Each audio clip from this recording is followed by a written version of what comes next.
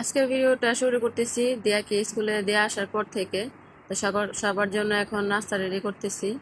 তো hello guys, আসসালামু আলাইকুম। কেমন আছেন সবাই? আশা করছি সবাই ভালো আছেন। আলহামদুলিল্লাহ, আমরা সবাই ভালো আছি। আমি আমার ডেইলি লাইফস্টাইল ব্লগ নিয়ে আপনাদের মাঝে হাজির হলাম। তো আমার ডেইলি ব্লগ আপনাদের কাছে কেমন লাগে অবশ্যই কমেন্ট করে জানাবেন। আর আমার ভিডিওর আপলোড পেতে হলে অবশ্যই আমার পেজটাকে ফলো দিয়ে রাখবেন। তো নাস্তার ঝামেলা শেষ করে এখানে কী কী রান্না করবো সব কিছুই গুছাই নিছি এখন। তো গোছানোর পরে এর মধ্যে দিয়াকে আনতে যাওয়ার সময় হয়ে গেছে।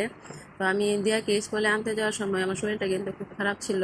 তারপর ওরে আনতে যাওয়া লাগছে, কারণ আনা নেওয়ার মানুষ নাই আমার। আর এর মধ্যে দিয়ার আব্বু কিন্তু আগে আনা নেওয়ার কাজটা করতো, কিন্তু এখন দোকানে চলে যায়, এখন আর পারে না। তো আমারই সব কিছু ম্যানেজ করা লাগে। তো শরীরটা খারাপ ছিল, তারপর একটু রেস্ট নেওয়ার পর রান্না বান্না শুরু করে দিছি এখন। তো এখানে আমি মাছের ভুনা করবো, সেই জন্য মাছটা ভালো করে ফ্রাই করে নিব। আর এদিকে আমি মশলা কষাই নিছি। এটা আজকে রান্না করবো মাছের মাথা দিয়ে, আজকে মাছের ডাল রান্না করব, এটাই আমি এখন রেডি করতেছি আর কি। তো এখানে আমি সব মশলা দিয়ে কষানোর পরে মাছটা দিয়ে দিছি, মাছের মাথাগুলো দিয়ে দিছি। এটা দিয়ে ভালো করে কষানোর পরে তারপরে আমি মাছের ডালটা দিয়ে দিব।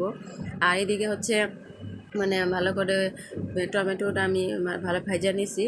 তো ভাজার পরে আমি মাছ দিয়ে দিব। তো এটা ভাজুক, আর এদিকে আমার ডালটা কষানো হয়ে গেছে আর কি। ডাল না, মাছের মাথাটা কষানো হয়ে গেছে, এখন আমি ডাল দিয়ে দিছি। মাছের ডালে কিন্তু অনেক পানি লাগে, না হলে কিন্তু একদম ঘন হয়ে একদম ক্ষীরের মতো হয়ে যায়। তাই একটু ভালো করে পরিমাণ মতো বুঝে পানি দিতে হয় আর কি। তো আমি পানি দেওয়ার পরে এদিকে ডালটা কষুক, আর এদিকে আমি মশলা দিয়ে ভালো করে টমেটোটা কষাই নিছি। তো কষানো হলে এখানে আমি কিন্তু মাছগুলো দিয়ে দিছি। এখন পর্যাপ্ত পরিমাণ পানি দিয়ে তারপরে আমি পছন্দ মতো পানি দিয়ে আর কি আমি কষাই নেব ভালো করে। এটা কিন্তু অনেক মজা হয়। আর এদিকে আমি কুটিয়ে নিয়েছিলাম হচ্ছে, এটা হচ্ছে জালি কুমড়া আর কি। তো আমাদের ব্রাহ্মণবাড়িয়াতে বলে হলো চাল কুমড়া। যে যে যেটাই বলুক না কেন, এটার ভাজিটা কিন্তু অনেকটা মজা হয়। তরকারি রান্নালে এতটা বেশি খাওয়া হয় না, কিন্তু ভাজিটা গুলো সবাই পছন্দ করে। তো এর মধ্যে কিন্তু শরীরটা খারাপের জন্য আমি আর ভিডিও শুট নিতে পারি নাই, সেজন্য একটু শুয়ে আসছিলাম, রেস্ট নিয়েছিলাম। তারপরে আমরা প্রাইভেটে রওনা দিয়ে দিছি। দেওয়ার যেহেতু পরীক্ষা, প্রাইভেটটা মিস করা যায় না আর কি।